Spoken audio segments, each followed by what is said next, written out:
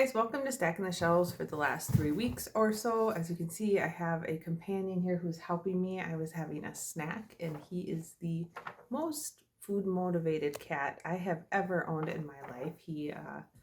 We've actually had to change lever doorknobs into like round knobs and stuff like that to keep him out of food. So he's apparently assisting today. And by assisting, I mean sleeping, which he's very good at. Sleeping and eating, those are kind of his things. Anyways, I was doing a pretty good job of doing a Stacking the Shelves every week, but I haven't been getting quite as many books, and I think I'm going to go back to doing this more like on a monthly basis. So I do have quite a few books to go through. I have 4 I got for review, 2 that I bought, 4 audiobooks I borrowed from the library, and then 4 books that I borrowed either through Kindle Unlimited or from my library. So I'm going to go ahead and start going through them.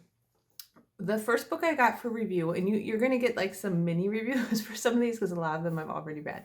But the first book I bought for review is The Magician's Daughter by H.G. Perry. I got this from NetGalley. This comes out February 28th, so fairly soon, in a couple weeks here. I love this book. So far, this is my favorite book I've read this year.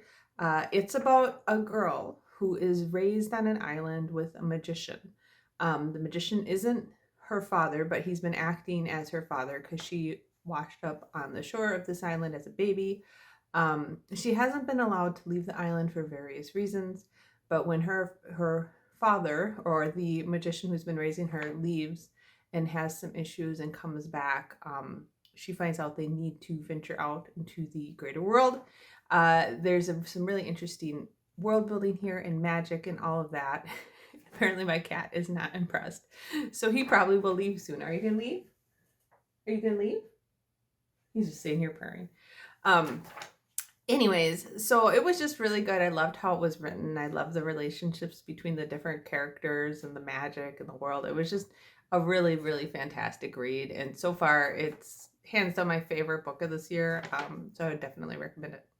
All right, the second book I got to review is Spring's Arcana, which is the first book in the Dead God's Heart series by Lilith St. Crow. I kind of said that weird. I got this from NetGalley as well. This releases May 2nd. I see he just doesn't like the books. I don't know.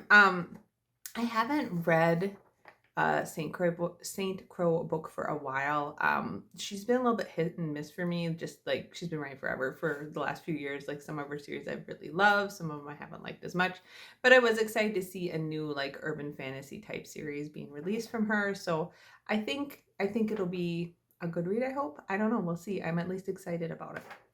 And then the third one I got for review I am very excited about, and that is The Bone Shard War, which is the third book in the Drowning Empire series, third and final, I think, pretty sure, by Andrea Stewart. This releases on April 18th, so I'm probably going to be reading that fairly soon because I'm just really excited to see how that series ends. And then the last one I got for review is Some Desperate Glory by Emily Tesh. This I got from NetGalley as well. It comes out April 11th, so I will be reading it soon. Emily Tesh wrote, I believe it was like the Green Hollow duology. I really, really liked that duology. I thought it was just absolutely magical and fun to read. This looks different. This is more of a sci-fi type of book. So I'm interested to see how she writes sci-fi, and I'm very excited to read it. All right. I bought 2 books, and I'm going to use bought in quotes because I got them through Kindle First Reads. And again, this is a program where you can get, if you have an Amazon Prime account, it's Amazon First Reads, not Kindle First Reads. But if you have an Amazon Prime account, you can get a couple books for free before they release, like pre-release. And for some reason in January, they let you pick 2, and there were actually quite a few. Sometimes none of them look interesting to me, but there were 2 that looked pretty interesting to me, so I went ahead and got them through Kindle First Reads. And the first one is The Witch of Tin Mountain by Paulette Kennedy. This looks like kind of a historical fiction / fantasy about a woman who is acting as a witch in a small town in the mountains, and not necessarily a witch. I couldn't actually tell if it was like really magic or not, or if she's just being accused of being a witch, as in like witch hunters of that time. But it sounded pretty interesting, so I thought that I would go and pick it up. The second one I got through Amazon First Reads is Meru, Meru. The first book in the Alloy era by S.B. Divya. This is a science fiction novel. Again, for some reason, I've been reading a lot more science fiction this year. I don't know if that's just because there's a lot more coming out, or I'm just sick of fantasy, or what. But those are the two I kind of bought or acquired for free. And then I did borrow quite a few audiobooks from the library. It's been winter here in Minnesota, and I have been spending time like rebuilding some of my own Lego sets and like selling them on eBay. And I like to listen to audiobooks while I do that. I also listen to audiobooks while I'm like doing the budget and folding clothes and going on walks. And so I did get through quite a few audiobooks. The first one that I borrowed from the library was Catalyst by Sarah Beth Durst. I mainly borrowed this because Durst has been writing a lot of like middle grade novels lately, which I don't know. I'm not as into middle grade novels as I was when my son was more that age. I've been a lot more into like adult fiction lately, and not even young adult as much as I used to. And this Catalyst book was cute. I think if you like cats and pets and middle grade type reads, you would enjoy it. It's a fairly simple storyline about a girl who adopts a kitten. The kitten grows to an enormous size. There's other animals having weird things happen in her town, and she takes responsibility for this kitten. And so she's trying to figure out like how to hide it from her parents, how to get the cat help, and all this stuff. And her best friend like go off on this like mini adventure to figure that out. It was well done. I liked it. I just am not as big into middle grade fiction right now. I just find it like a little simplistic. So it was cute. And I think if you have kids that like pets, or even young adults that like pets and stuff, they'd have a fun time with it.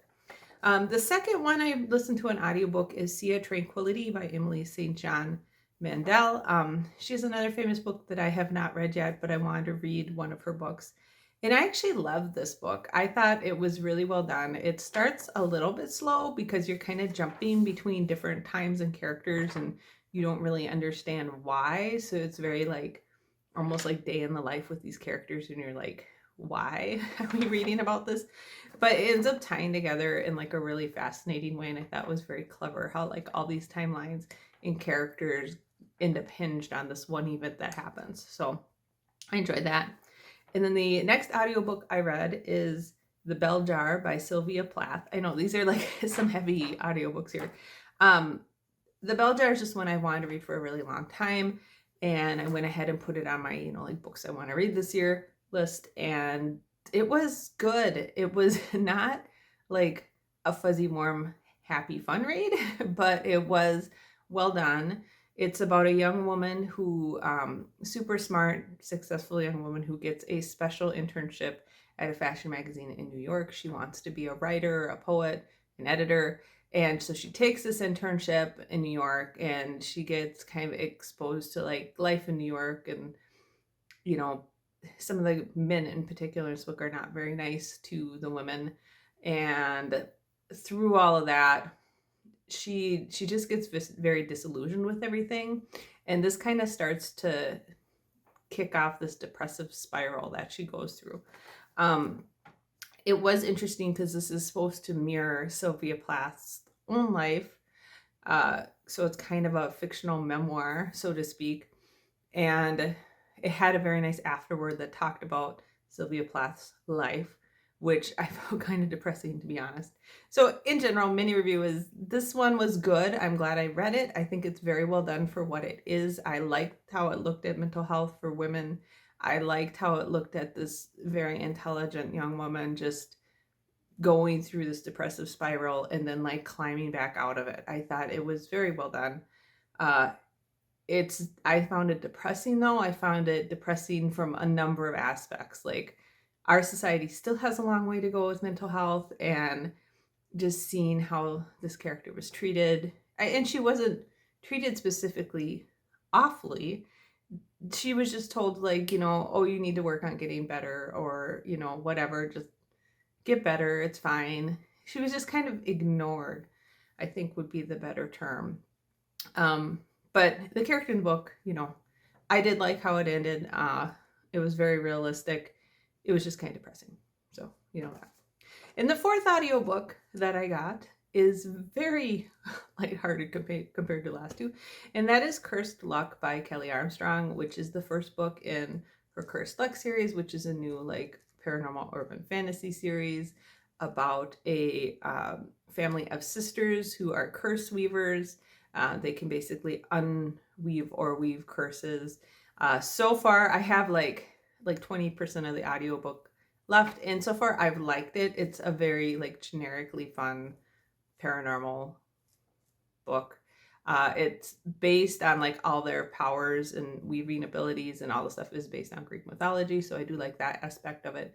The characters are fine. The lead male character reminds me a lot of Gabrielle from why am I blanking on her other series? The other series that have fairy and the wild hunt and all that. Anyways, he's very buttoned up and straightforward and proper, and then the woman is a little more crazy that he gets involved with, one of the sisters.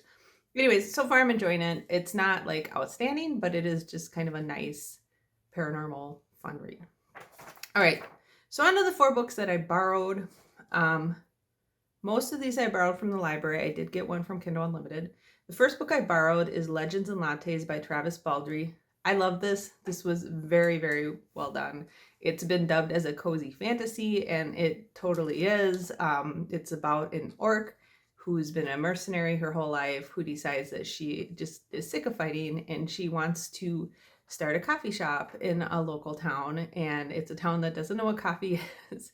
And so she buys this old barn place and is trying to renovate it into a coffee shop. And she has a magic stone that she got from one of the monsters she slayed that's supposed to bring luck to somebody. And so the story kind of ties into that. Whole bunch of shenanigans around, people finding out she has this luck stone, whatever.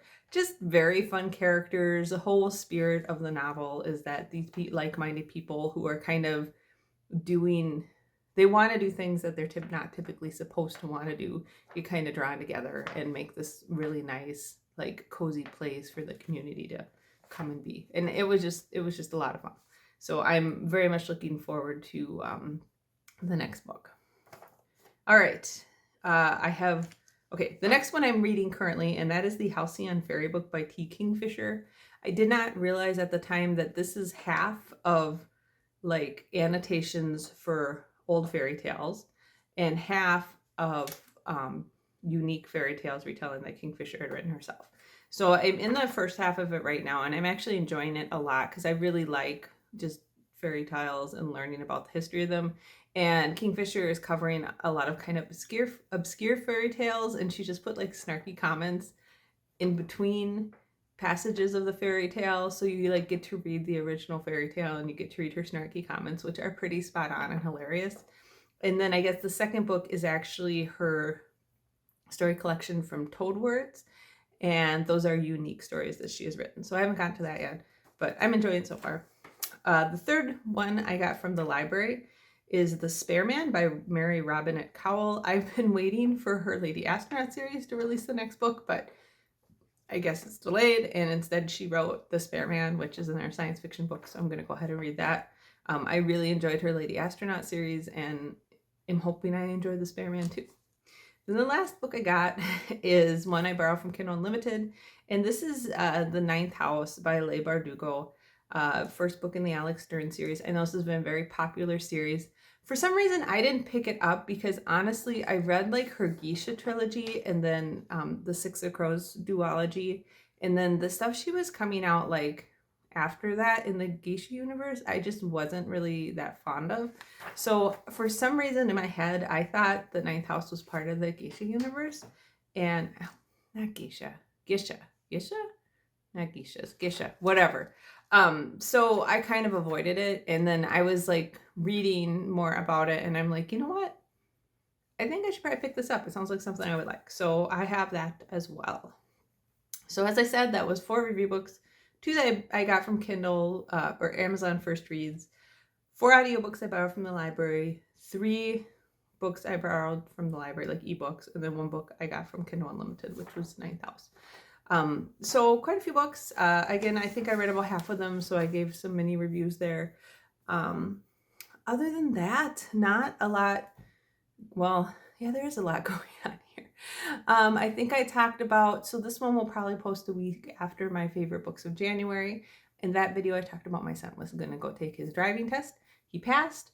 It was actually kind of bizarre. My son took him all the way out. Like, he had to go like an hour away to get to a testing center that had spots, even though I made the appointment like 5 months ahead of time. And that test took like literally 10 minutes. I guess he did everything he had to do. They passed him, and then he walked over licensed and got his driver's license. So he is now a licensed driver, which is just absolutely crazy, but exciting too.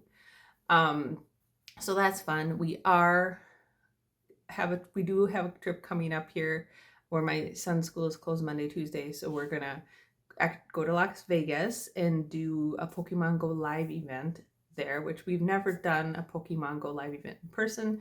We were actually planning to do one, I think, in Chicago when COVID happened, and then we never really got back into doing that. We've been doing a lot of like road trips and stuff like that. We did a lot of camping during 2020, 2021, and then we got rid of the camper. We were just doing lots of road trips last year.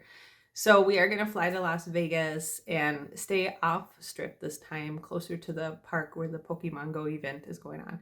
And we'll spend a day doing that. We're going to go see Mr. O, because that's one of the few Cirque du Soleil shows that we haven't seen. We're going to go out to, I think it's Red Rock Canyon National Preserve or something like that, and do some hiking. And then we have plans to go to the Meow Wolf exhibit their Omega Mart, and of course we're hoping we'll get some really good dinners in and stuff like that. So I'm excited for that. It's been much nicer here in Minnesota the last few days. It's actually been into the low 40s, which is a little unusual. Usually we're in the 30s-ish, and it looks like that weather's going to continue, but in Las Vegas it's supposed to be in the 60s and 70s, so it'll be very nice to get out of here. We still have so much snow, and like go somewhere warmer. And it might get down into the 40s at night there, but that feels so nice to us right now, considering the minus like 20 weather we had last week. So very excited. I mean, if you think about that, if it hits 60, that's like 80 degrees warmer than we had at some days last week. So we will enjoy that, and just fun to like do something a little different. It's kind of like a mini vacation. We're going to be there for 4 days and then come back. So yeah, that's mainly what we have going on. Other than that, just working and hanging out, reading. I've been doing a lot more weightlifting and stuff again. I'm trying to get back to where I was before I stopped and went and studied for my patent bar. So yeah, that's about it. I hope you guys got a lot of great books and that you have a great few weeks of reading ahead of you. And I will talk to you probably in March for a best books of February, and then I'll do an our second show. Talk to you later.